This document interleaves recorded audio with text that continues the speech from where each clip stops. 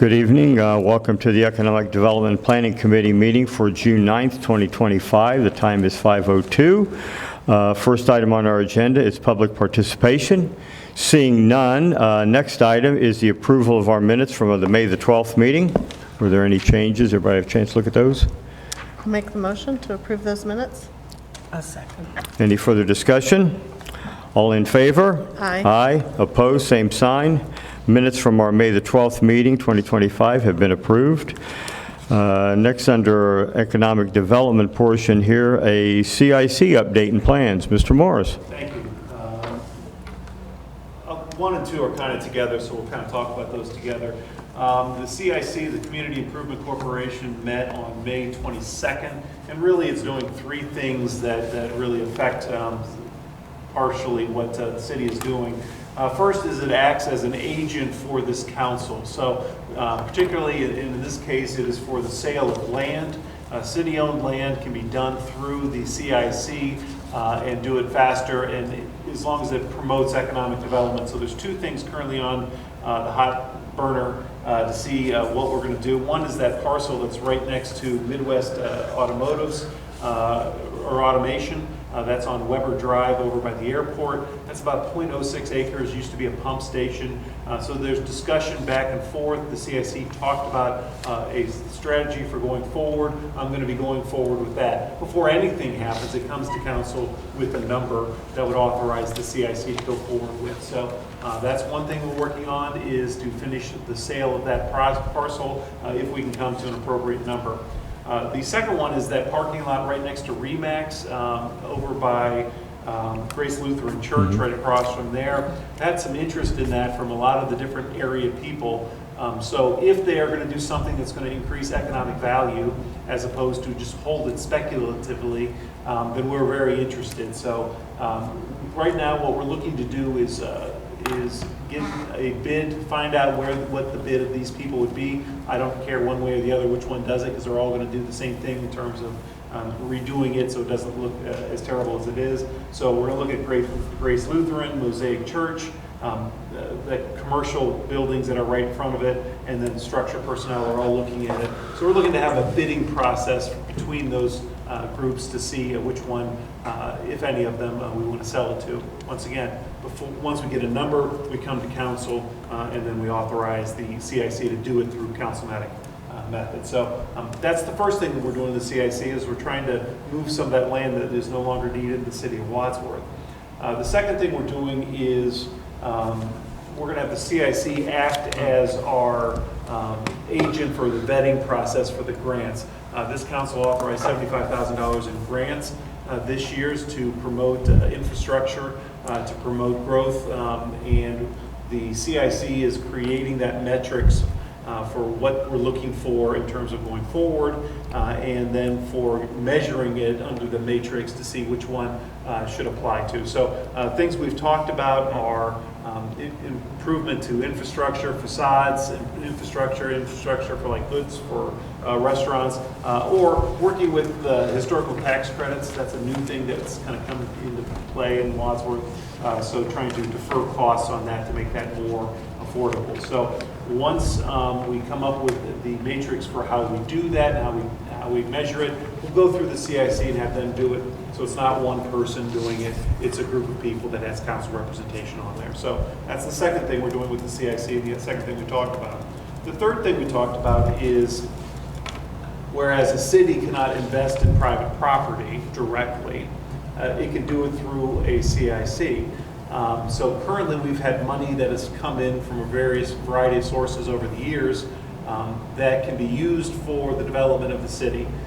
So we have some money there. We have some money appropriated from City Council as well. And we're talking about different projects we could do. One of the things we talked about, though, is next year, when we're in the downtown development phase, when we're actually doing the construction, we found in years past there have been additional costs to the property owners. Southwest parking lot was an example where we moved the electric from up top on the third floor down to the basement. So it would cost every one of our our property owners tens of thousands of dollars to move that. Those are additional costs that maybe we can help defer through the CIC. We couldn't do that before because the city couldn't pay for that, but the CIC could. So we're thinking about trying to keep as much money as we can to help defer the pain from a construction process through the downtown improvement project. So those are the three things that we talked about through the CIC, and it's a good group and there are lots of good ideas that we're working through. So certainly I can answer any questions you have about the CIC. Well, I do like the idea about helping the businesses downtown with that, because you're going to run into a lot of issues down there. There's going to be sewer lines. Everybody thinks all their main sewer lines are going out one direction. All of a sudden, you're going to dig and you're going to find out that somebody put in another one and it goes out on Main Street instead of through the back. And I know there's a couple cases that found that out recently. And so there are going to be a lot of surprises that even when people plan on it, that of course you can't pay for everything or whatever. By the same token, I do like that in some of the cases where we kind of be able to soften the and help them economically too with that. So If we're slowing down their business by Right. cutting down traffic, at least we can do is not hit them with this much, with any more infrastructure costs as we can. I think it'd be nice to have that settled ahead of time so that it can be part of the messaging. Yeah, one of the things that we've talked with our consultant is going to be is, can you give us a rough number as to Yeah. what that's going to be? Certainly, if we have $100,000 devoted towards that, then we know maybe $10,000 per person or Yeah. something like that, so we can split it up fairly. But so that's something we're trying to look at right from the design. That's good. in the back, oh, I'm sorry, go ahead. Well, are you still talking about that? Because I went. No, I was going to ask a question about the parking lot. Go ahead. Oh, I was going to ask him. Okay, and the parking lot here that we were talking about back there, of course, now there's Remax and there's that little area behind Remax. Is that what you're talking about, or exactly where back there? If you take it through that, right behind, Remax Yep. goes directly towards the alleyway. There's Right. a city-owned parking lot back in there that's in terrible shape. So, Went directly behind Grace Lutheran there. it's kind of Over, to okay. Grace Lutheran. Grace Lutheran's on the other side of the alleyway. So it's right behind where the insurance place used to be, and then it was Vicky Sussman. Okay. Their parking lot, and then right behind that. Okay, okay. So I wanted to know why we want to sell that. Is it because it's in such bad shape? I mean, because I feel like we always need parking. We're not using it. It's currently not in shape to be a Right. parking lot. So, if we wanted to keep it, if we were using it, then we'd have to invest in it to create it. We own that parking lot right behind that Grace Right. Lutheran Church. And Grace Lutheran doesn't have any parking, essentially. So maybe it's nice for them to get some parking so they can have their own events on it. But it just hasn't been used, so that if parcels haven't been used or haven't planned to be used, then we're hanging on for nothing.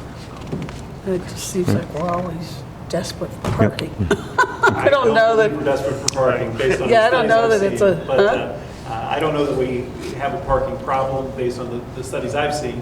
Yeah. But certainly you feel that way sometimes when you're looking for a parking Well, space. when there's a big event, Yeah. yeah. We have a walking problem. There's more than enough That's true. parking Okay. spaces. It's just True. not all convenient, and also, it's not all easily identified. And I think that's Right. I mean, that would be one of kind those of a things. branding project that, ought to have more signage to direct pedestrians to and from the parking spaces that aren't readily visible. And that one doesn't have any access off the main drag either, so you'd have to Right. go around, know that there's a alleyway in order to get Okay. there. Not the greatest spot for a parking space. All right, any other questions on the CIC? All right, we'll move on to sale of property for economic development. That was- Kind of tying into, is there anything, okay, that was everything that you talked about there. Okay, nothing to, all right, general updates. Yeah, let's talk a few things. First is on February 19th, the Ohio Department of Development opened its second award period for the brownfield grants. They had $60 million of eligible money that they were pushing out that were going to be available on a first-come, first-served basis for eligible projects. When we learned about this, we had about 2 weeks to put it together. Ms. Anderson and myself, we worked to kind of jumped in both feet trying to see if we could secure some money for our brickyard. We had the brownfield people looking at that to see if it was viable for our park system. So we knew what was in there and what was not in there, and we knew we wanted to get that remediated the best we could.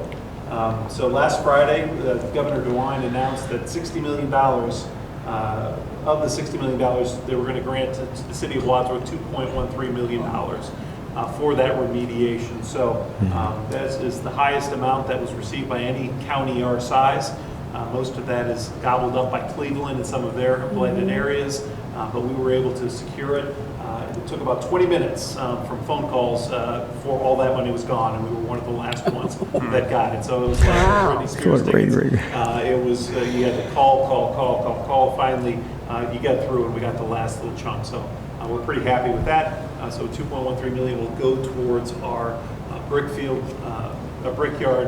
brownfield remediation project. The matching funds that accompany that were funds we were going to spend anyway, part of the infrastructure to bring the roads in, for purchasing of the property and for the demolition. So, Are those dollars available pretty much immediately, or is there a time period before we can start using them and keep that project moving? The brickyard project. We're doing the design phase right now, so the design phase, we certainly have that money, and certainly they can talk more intelligently than I can about that. But that money is secured from the grants, from the earmarks, from the state government. But this will be available within a 1-year period of time is when we have to start working on that. So Okay. So we have to start spending it within a year? Is that what you're We saying? have to start the project within a year, I believe. Okay. So. And then is there any limit on how, so you just start the project, they don't know when you actually spend their 2.13? Yeah, there's an accounting process, so certainly we have to follow Okay. that. Those terms, we'll see those terms before money has changed hands. It was just announced on Friday. Great. Good job. Great job getting that Yep, grant. that's awesome. We're happy about that. That's really good. Thank you. The other general update, just briefly, and I just started working on this, the certified local government. When we're talking about the historical, and we're starting to hear some of our partners start to work with those historical tax credits to try to use those to their advantage. And we're trying to figure out ways to make sure that it's a successful program. There is a methodology for us to become a certified local government, and it's kind of like the local version. There's a federal version, that's the National Park Service. There's a state version, that's the State Historical Preservation Society, and then there's a local version. We can become that local version. If we do become a local version, there's five people that would be assigned to that through the mayor, but they could conduct surveys, they could nominate structures or sites, and most importantly, they can request and receive grants. And those are pretty loose on how to get those grants. So those people that are doing those historical tax credits, sometimes they need grants. We can get that if we are a certified local government. You don't have to do anything. Ultimately, the role of council will be passing a historical preservation ordinance. I've looked at a few. I by no means am an expert on that, so I'll be getting that in front of you if that's what we decide to do. But I just wanted you to hear that that's something we're working on. And in that certified local government, that is not an area. In other words, there could be one house on the west side that could apply to, one house over on Highland, or something like that. In other words, it can be like an island type of an application. Did it have to be contiguous with another area? Yeah, correct? that's my understanding, and it's we can start doing the legwork as a certified local government instead of waiting for the national park to do everything. They kind of rely on what we say. So it keeps it local a little bit more, but doesn't carry with it restrictions like, no, you can't do anything with it because of X, Y, and Z. It's still more of a voluntary situation. But it's the mechanism for getting grant money. Okay, and those are all the way up through federal grants for that as well, right? There's no limitations on where they come from. It's federal, state. Yeah, okay. Both. All right. And that's coming directly from becoming the historic, being designated as Certified local government allows you to make the application. Only those governments that are certified local governments can make those applications. But I'm saying the reason we're doing this is because of because of that recent designation of downtown Wadsworth? Okay. Yeah, it works with that. So- What they did, Main Street did, was kind of did it the hard way. If you were a certified local government, you could kind of get around some of that other stuff. So you'll see an ordinance, and we can go over the terms of the ordinance before anything happens. That's your rule. Any other questions or any further updates, Mr. Morris? That's all I have. Okay. Planning and zoning, first thing on there is Advanced Farms PUD that did pass. That was Anything- approved last meeting, so that's Okay. off the list. Okay. Second item is the public rental storage facilities. I believe the moratorium for that is going to expire in early August, mid-August. But I think by that time, you will have before you a new zoning amendment. Planning Commission is going to hold a public hearing tonight on some changes to the regulations. Changes are really fairly minimal. I mean, I think unless you want to go out and just prohibit these, the only changes made, there's going to be some additional provisions for lighting and landscaping to make them a little less of an eyesore, so to speak. Also going to include some provisions for storage of boats, RVs, and other operable vehicles. Keyword there is operable. Operable. This is not going to turn into a junkyard. But to allow places that are large enough to accommodate that kind of a storage, that's properly buffered and landscaped. And then also, there's going to be some provisions that would allow existing structures in C3 and in industrial districts to convert. If they're vacant, they might be able to convert to storage facilities.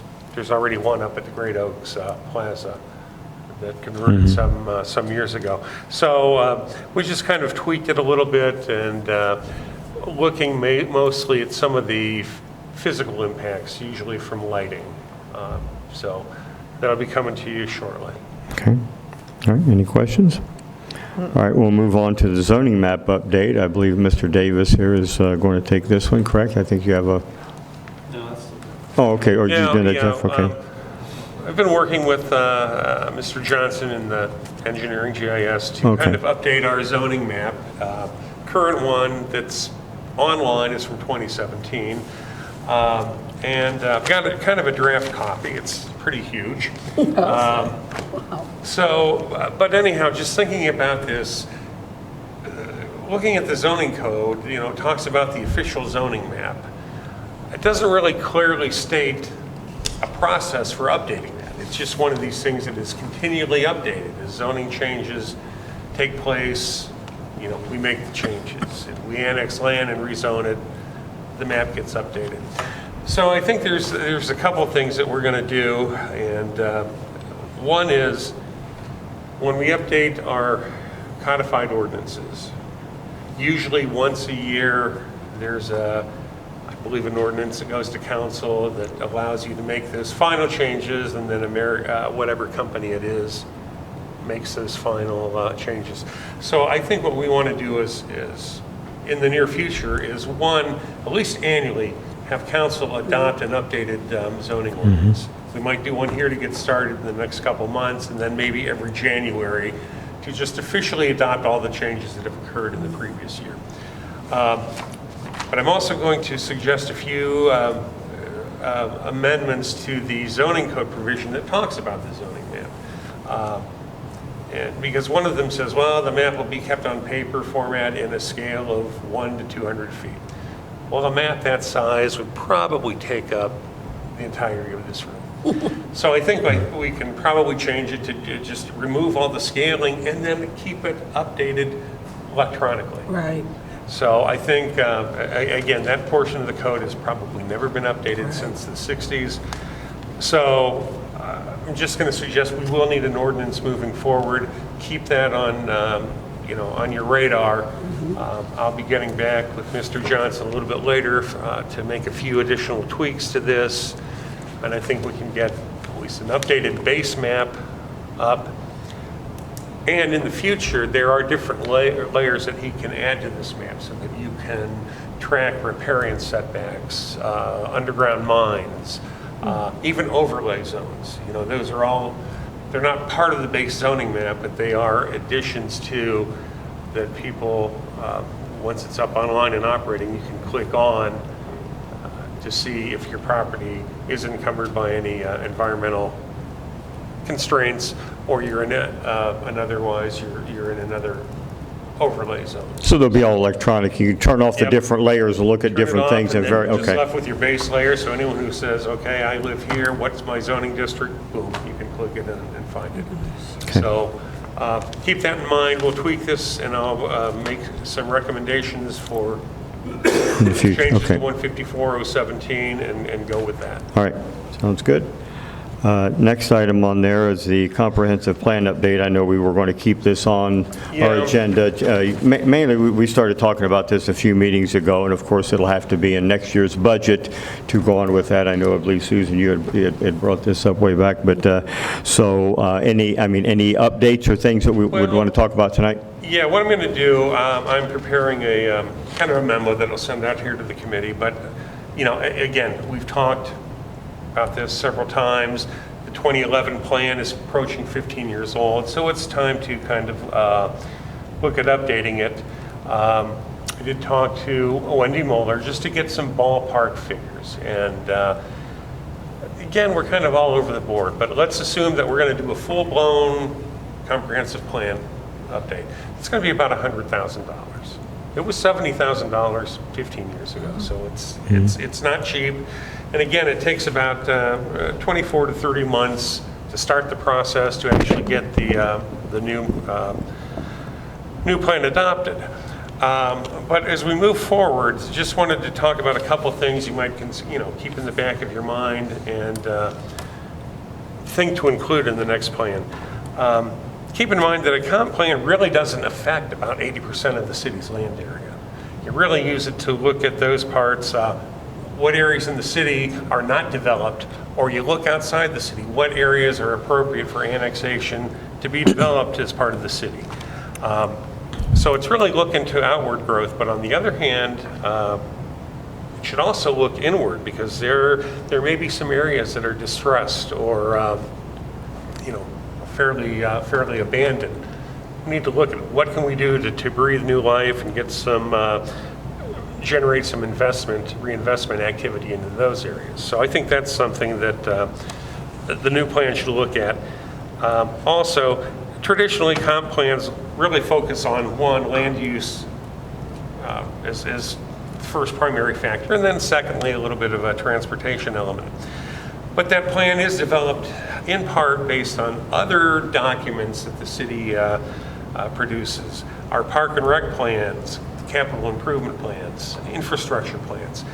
I think the new plan should really build on and tie those together, so that if we know that we're going to expand infrastructure to the north and east, well, you know what? That's where we need to look at what are appropriate uses, what are appropriate densities to make full use of that infrastructure. Because again, those long-range infrastructure utility plans, they're going to have a big development or big input on what gets developed and at what intensities. I mean, you have great plans for a nice mixed-use district, but there's no way to get utilities to it for the next 20 years. It's not going anywhere. So I think we need to kind of look at that, and in doing so, some of the items that we should discuss or address as part of that plan, annexation and infrastructure expansion. Also, infill development.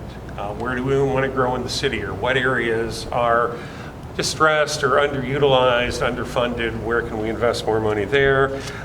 What are some mechanisms for funding infrastructure improvements? Whether it's typically new construction infrastructure is put in by a developer, but over the long term, how do you replace or maintain that effectively? Also need to look at the link between economic development and housing, and people who work here, can they live here? Also, other impacts that we really didn't think about in 2011, one of them being COVID and work from home. What impact does that have on economic development or how the city grows? Right now, we've kind of got a glut of commercial office space.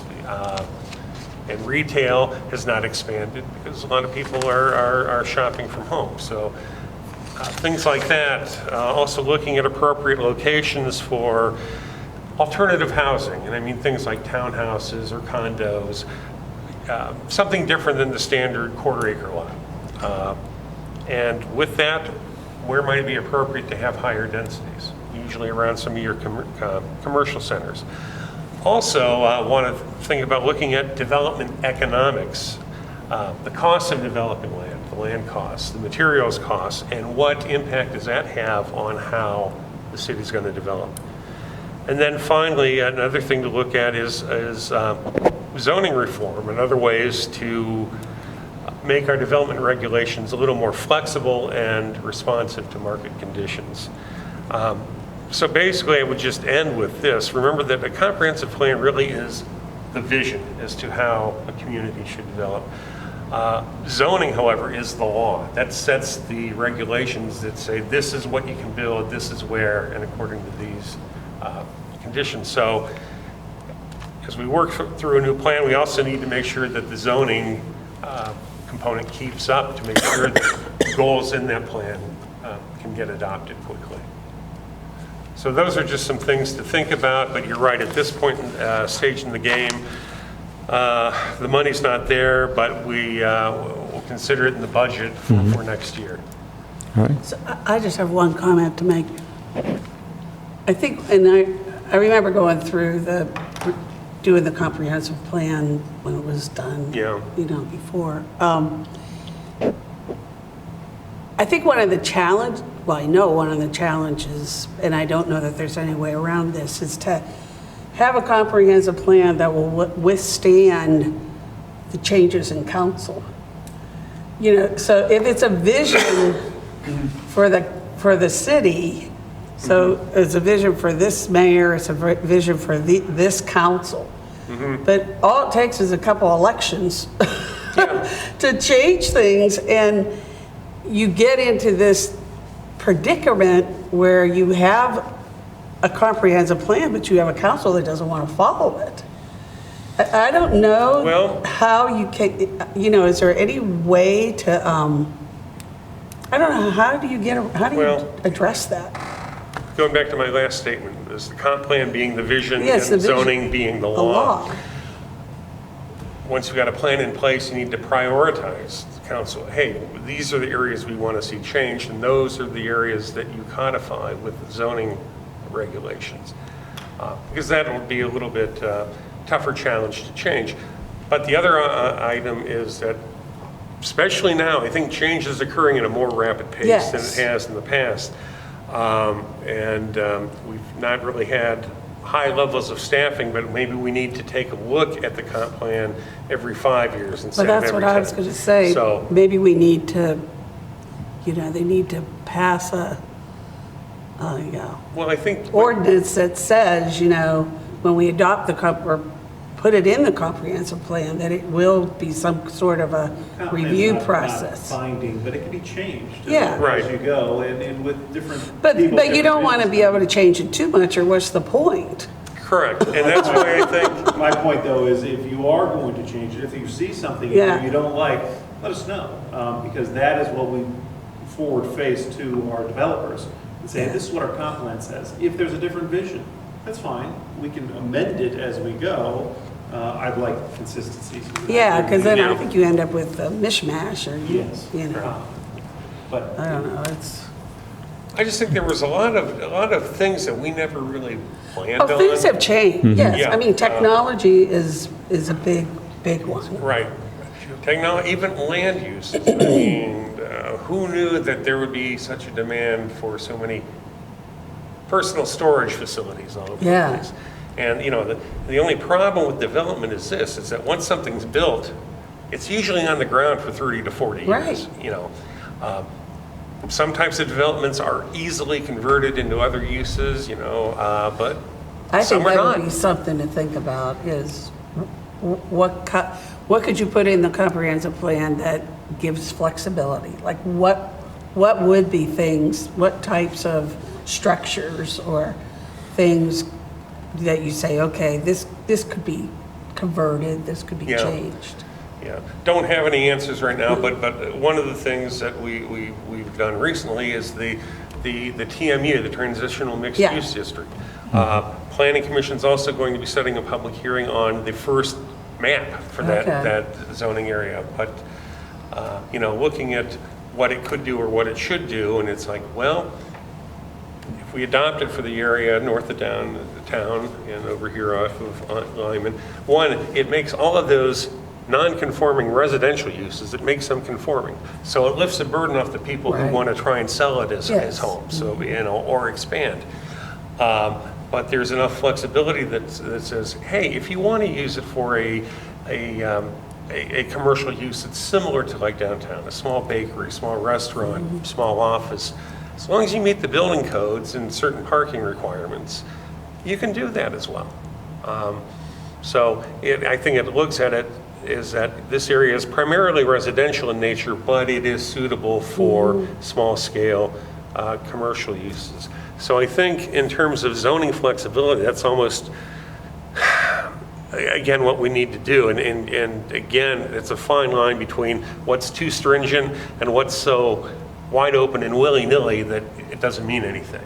And trying to find that balanced center is kind of where the devil's in that detail.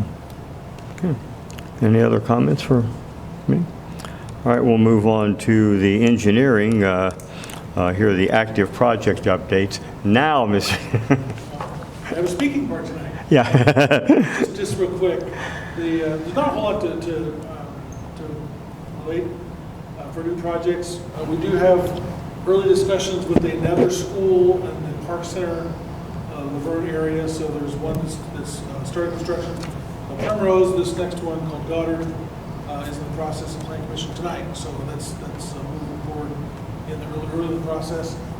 And then we have been, of all things, Briarthorn has been moving forward. The north phase, the last phase of Briarthorn, and the famous turn lane. If those of you know the famous turn lane, there's a turn lane that's long since been required in that. Before that project was finished, it was required at Akron, turning onto Crescent, the left turn, eastbound to northbound. Okay. Left turn. So that is being designed right now as well. So those are moving forward. And Where was that? I'm sorry. eastbound, Briarthorn, eastbound. Coming out of Akron Briarthorn. Okay, To northbound Briarthorn Crescent. okay. Just west of Harvard. And then Salvation Army is a project that's been kind of, it's on the go again. It's been kind of, fits and starts. It seems to be moving forward once again. Yeah, that project is waiting for, I believe all the drawings have gone through, all the construction and everyone, and those have moved on to the upper echelon in Cleveland and New York for final signatures. I believe those were sent last week. So they were hoping to possibly do a groundbreaking here very soon, meaning possibly in June, if all those signatures are done and come back. It's that close. Yes, and we've reached out to them to make sure that they're clearing all the little I's to dot, T's to cross, and make sure that they finish them. So that's, we're talking very, very actively on that project right now. Okay. And then the only thing, we have a few projects that are scheduled to be finished this summer. Just a couple on Whitlam, J.C. Whitlam is planning to be completed here in the next couple of months, as well as the school is supposed to be finishing up this summer as well. And then a couple of projects on Parkway. So lots of stuff getting wrapped up there as well, but nothing really started construction this month to speak of as new, just things getting finished up. Okay. Anything else from the committee or council? I did have one quick question. Going back to the CIC, the grants, if somebody wanted to apply for that, is it online? Is there? One of the things we're going to do is, once we figure out what exactly we want this, what parameters we want, we're going to send it. We have a database of everybody in Wadsworth, so we're going to send it directly to them, and then we're going to publish it. We'll do it on social media as well. And then we'll get the application on our website so that they can, we're going to give everybody an opportunity, not just a downtown thing. This is a Wadsworth thing. Okay. And I point out one other thing, one business that did open just recently is Fiesta Acapulco. So we finally get some more restaurant choices over on the east side. So that seems to be doing very well. We went there once and it was quite good. So that's something that's out there as well, another option. All right, very good. Good. All right. Under other business, the only thing I wanted to mention was the Medina County Department of Planning has applied for another CHIP grant. It's a $1.4 million CHIP grant. And again, they're just under application. I believe the meeting at Medina County is on June the 11th, just with the consultant. And if we receive that, it could come to fruition this December, and it would run through 2026, 2027, and then wrap up by April of 2028 is what all the initial plans look like. Yeah, and like most other grants in the past, we probably won't start spending money until Right. somewhere, I would say, in spring or early summer of 2026. Yeah. But yeah, now this grant's also slightly different in that County, it's a what do we call it? A partnership grant, but includes cities, Brunswick, Right. Medina, and us, and the county. So it's a little bit wider spread than the Right. other ones have been. Right. Mhm. Yes. So, anyway. And we're still wrapping up the 2023 grant. We just processed a payment request to one of the contractors because as part of that, we are using up our CHIP revolving loan fund. That was a state requirement. They didn't want these communities holding on to the funds. So we were able to throw in an additional $100,000 for projects, the 2023 grant as well. All right. Anything else from anyone? All right. Our next meeting will be July 14th, 2025, 5 o'clock here in council chambers. If there's nothing else, I'll entertain a motion to adjourn. I'll make that motion. Okay, we are adjourned. I'll say, okay. We are adjourned. Time 5:39.